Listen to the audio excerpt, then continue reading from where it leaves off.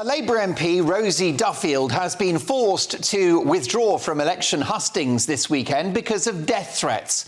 So what is her terrible crime? Pointing out that there are two biological sexes and the importance of women's hard-won sex-based rights. And she's now too unsafe to face the public. This is progress, is it? If your cause involves making violent threats, including rape and murder threats, then I don't support your cause. For example, whilst I'm deeply troubled by what's happening in Gaza, the same goes for the so-called peace protesters who are cheering on terrorists, revelling in anti-Semitism and seeking the destruction of Israel. It seems that I'm not the only one who struggles with these woke causes which are underpinned by a sense of threat, of violence and of dark menace.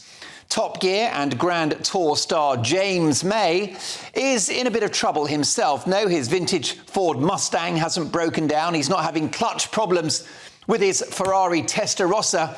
He has committed the terrible crime of saying what millions of people actually think. Here's the tweet. He pointed out that the pride flags, especially in such number as they are in central London, are an authoritarian and oppressive thing.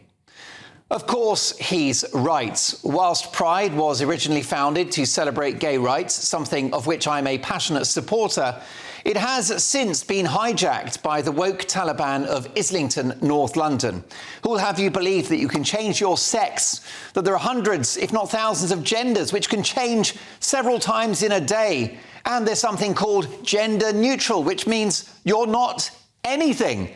Testing the boundaries of reality and science to the limit. You are not anything. Wow, that would keep the French existentialists busy for a few months, wouldn't it?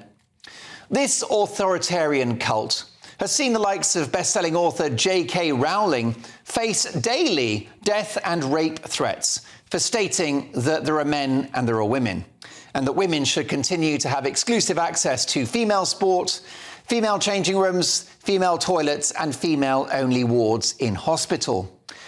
Allow me to quote my friend and colleague Andrew Doyle, a gay man who therefore speaks, I would argue, with some authority on the subject of pride. He said, so many people have been duped into thinking that this flag presents equal rights for gay people. In fact, it represents the precise opposite.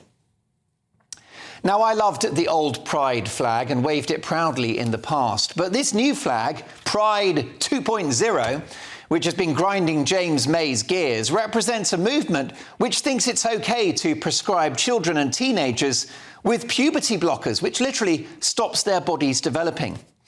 These nutters hand out medieval chest binders, which stop girls' breasts from growing properly.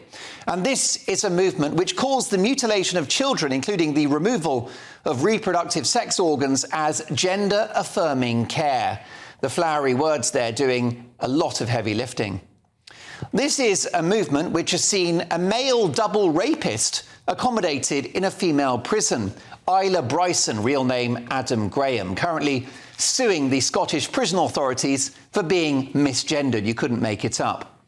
This is a movement which has seen a slander on all of womankind, with newspaper headlines like, here we go, ex-soldier exposed her penis and used wheelie bin as a sex toy in public. Her penis, folks. Or how about this one? Woman jailed after stabbing and tying up her victim. Such a naughty girl. Not the most flattering mugshot, that is it? She must have forgotten to have her morning shave. Such a naughty girl. This is a movement which sees biological males winning awards for Woman of the Year, taking first prize in beauty pageants. And it's a movement which sees grown men, fully intact, breaking records in women's sports and crushing the dreams of female competitors.